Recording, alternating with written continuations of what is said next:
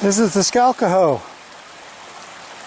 We were by the Skalkaho just 5 days ago when I was up on Gerd Point, but I haven't taken this view of it for a while. Maybe for 2 months. And you can see it's running low. It's still running with a clear current, but it is running a little bit lower as we get into July. And we'll see if that's the case as we go up the Skalkaho Highway. Again, right there is the Gerd Point Road turnoff where we were 5 days ago, last Friday. Today's Wednesday. But today I'm going to be traveling further up Skalkaho Highway, although not as far as in my last trip. And see this next road? This is one of the things that's hard to explain visually what that feels like. But on a bicycle, I'm looking at this and my legs are screaming. But I'll do it. I'm back in Centennial Grove Nature Trail.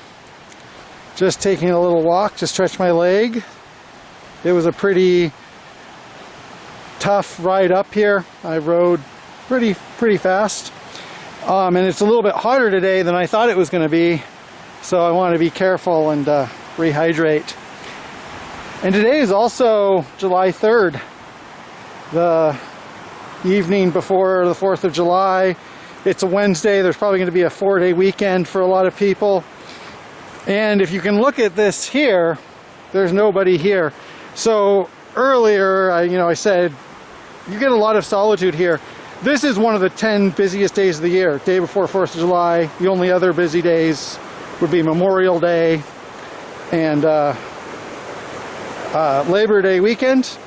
But we have perfect solitude here. I did see more cars on the way up here, but still, yeah, you can get out here and you can just walk by the creek. Okay, well, that's this, and I'm gonna head back, take a drink, and then get back on my bicycle. So, part of the context of today's ride is that it's relatively cloudy and nice light breeze today. Still kind of hot compared to what it was a while ago, but bearable. Over the next couple days, it's going to be in the high 90s Fahrenheit, and it might be hot for a while this summer. So I decided to come out here today before it became type of thing that would give me a 3-day headache from dehydration. So that is the Skalkaho Highway. If I continued that way, in less than a mile I'd get to the first gate and I would continue on to Skalkaho Falls if I was crazy. This is Skalkaho-Rye Road. I've mentioned it before, and today this is where I'm going to go. Only thing is today is, it's a hot ride up here, so I might not go that far down this road. Kind of made my point, but I will see at least a little bit down this road. That's Daly Creek there, right before it joins the Skalkaho and becomes the Skalkaho. This is really the Skalkaho. I talked about that before. And you can see here it looks full, and it looks fuller than the entire Skalkaho did a couple miles up. So my guess is that the reason the Skalkaho is lower is that it's being drawn off for irrigation. Highway 93, 46 miles, road number 75. I'm not going to go 46 miles.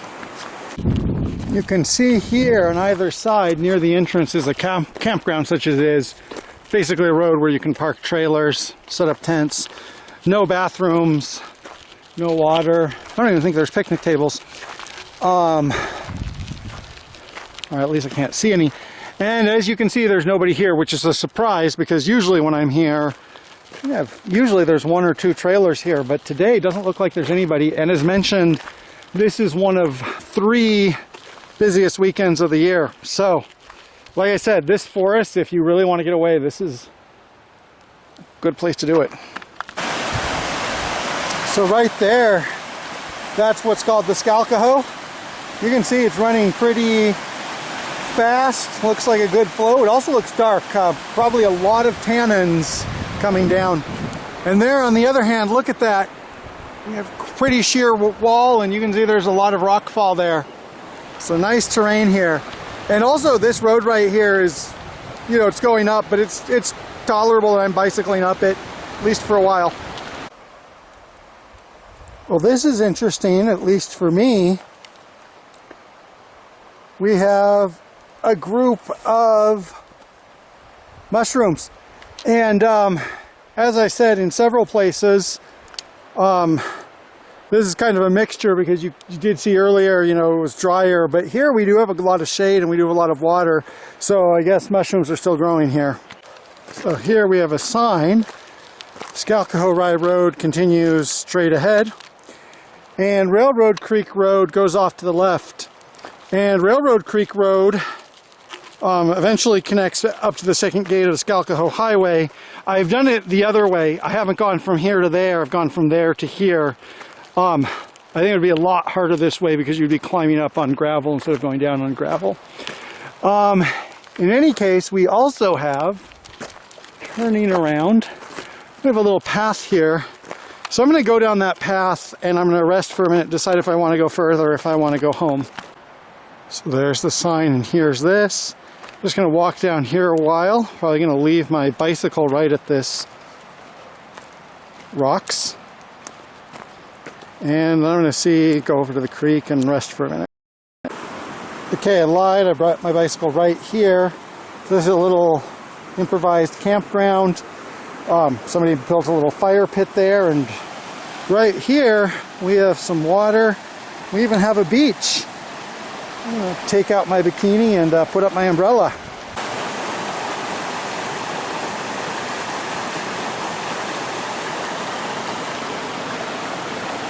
I could sit here for a while. It's actually close to 6 now. So I don't know if it's before or after. Kind of left late today. My cat was outside, had to wait for her to come home. So set out late, but it's not a race. There's my camera floating in the water, recording. And I'm going to either put the footage right after this or superimpose it on this. And I'm going to either put the footage right after this or superimpose it on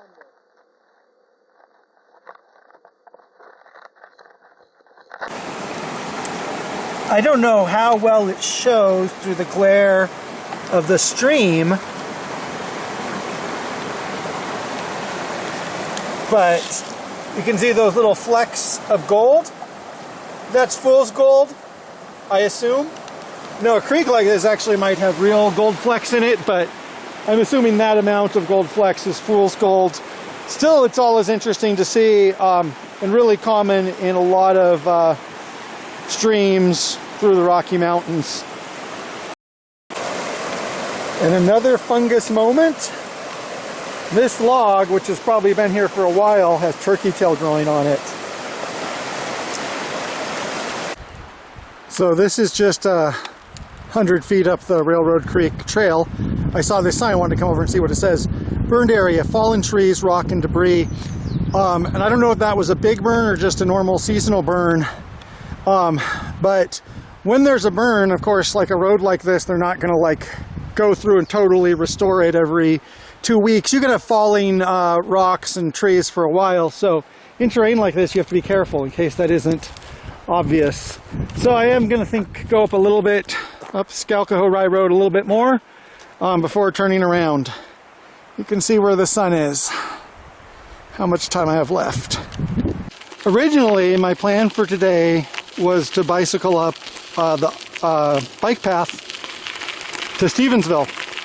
And I just woke up and did not feel very energetic, very peppy. And I started late and I was just like, I think I'll go up Skalkaho Highway.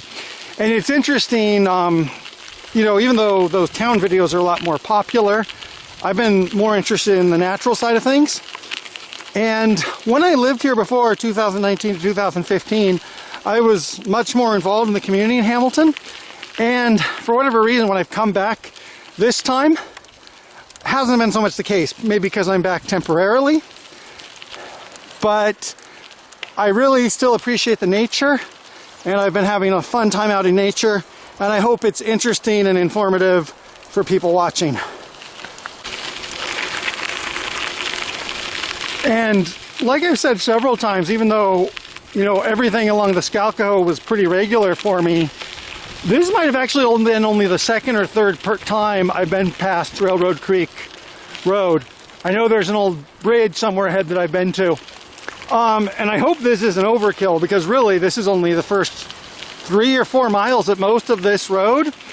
But to me it's important. And one reason for that, and I say this as Hurricane Beryl is setting records as a hurricane, is that all of this beautiful forest, these beautiful trees, this creek, all of this is probably going to change due to climate change. Don't know how fast, don't know when. And even if it doesn't, you know, there's a natural change and ebb and flow. So to me, I really want to get a lot of records. You know, and if you're watching this in the future, far in the future, 20 or 30 years in the future, maybe this is the only footage we had of what it looks like. You know, and even without thinking apocalyptic like that, it's just really interesting from a lot of viewpoints of the terrain and the vegetation. Okay, now I'm going uphill, hard to speak. So about traffic, it's been kind of a surprise because I said I wasn't going to see many people up here. 3 cars just passed me, and I have seen other cars and tents on those little side camping grounds. So it's a little bit more busy, but like I said, it's 4th of July. Okay, I don't know how much further I'm going to go. I think I'm going to go to that bend and then I'm going to turn around.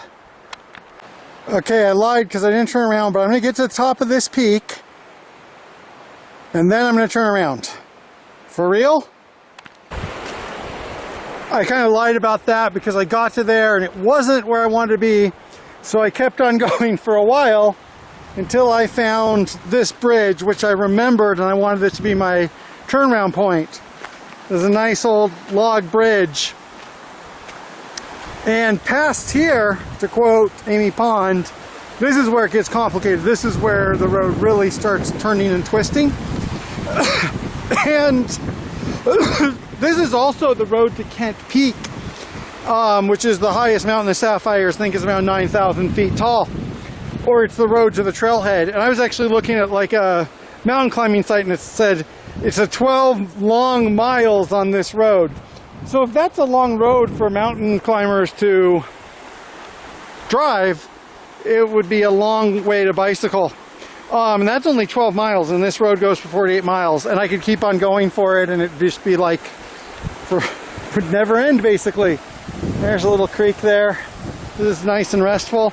It is getting close to 7. It's like 6:50, and I think the sun goes down 9:20, so I should turn around. I didn't really intend to go this far, but I started going. I was like, I want to at least get to the bridge, and from here it should be a lot easier to go down. This is trail 503. I don't know what that means. You can see the entrance kiosk and then you can see the trail goes up.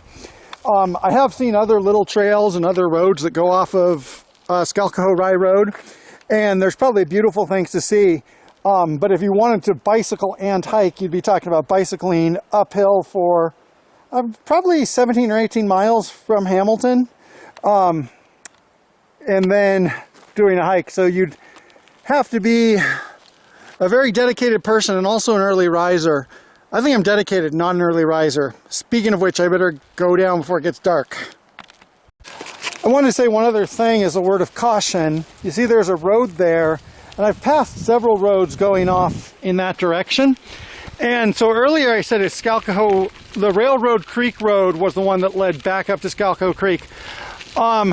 It could be that road, it could be another road, or it could be multiple roads because they branch. So obviously sometimes on these rides I mention a road goes somewhere. That's a lot of times me going off of like a 10-year-old memory of a ride I did. So if you're going to do one of these rides, you know, don't actually take this. Whoa! Yeah, don't think I'm a smart person. That says 3, and I think that's a mile post.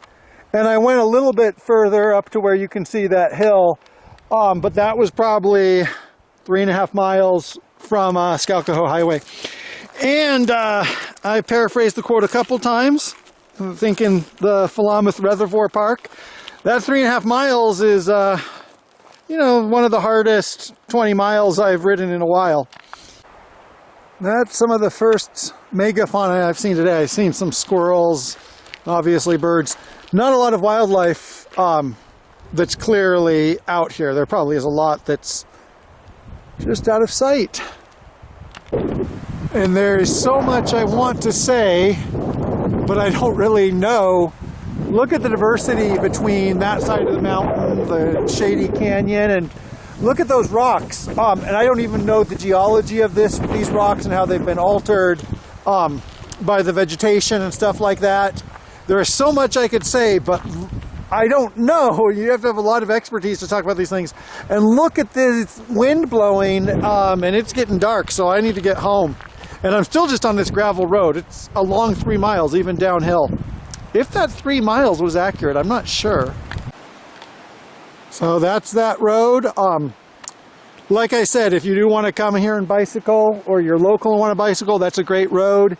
If you're a more advanced bicyclist, or you can, you know, have drive to the turn in there, you can go a lot further probably, but it's a long road and hard to bicycle. And now, like for me, this is just a suburban road, you know, up mile 13 on the Skalkaho Highway. Not really anything else to say besides, you know, the thing I always say, so much to see, so much diversity, enjoy it if you can, whether it's here or wherever you live.